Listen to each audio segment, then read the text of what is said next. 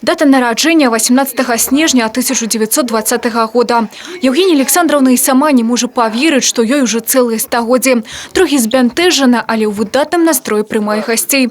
Чалавеку столькі гадоў, наколькі он сябе адчувае, упэўнена доўгажыхарка. У вас сегодня замечательная дата, да, поэтому да. мы, хоть несмотря на все эти меры, не могли не приехать, да, поздравить вас с этим 100 лет.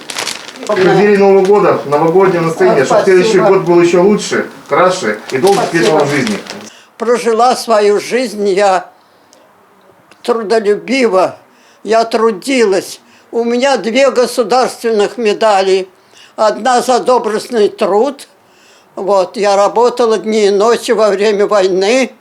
Я не знала никаких выходных, никаких проходных.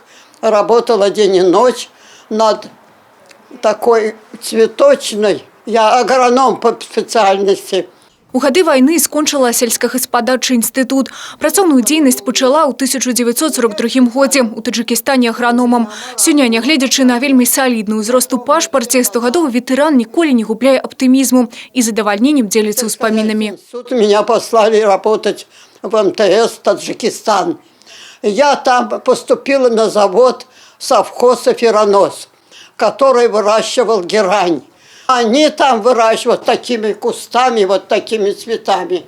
Из них делали ираневое масло. Это для Советского Союза, для Москвы, для пороха. Оказалось, что это оборонный совхоз. Кветкі, падарункі, пажаданні моцнага здароўя. Візіты да тых, хто пераступіў векавую мяжу, даўно сталі добрай традыцыі.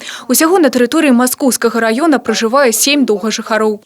Мы стараемся уделять внимание таким людям, да, каждого посетить, вручить какой-то знак внимания.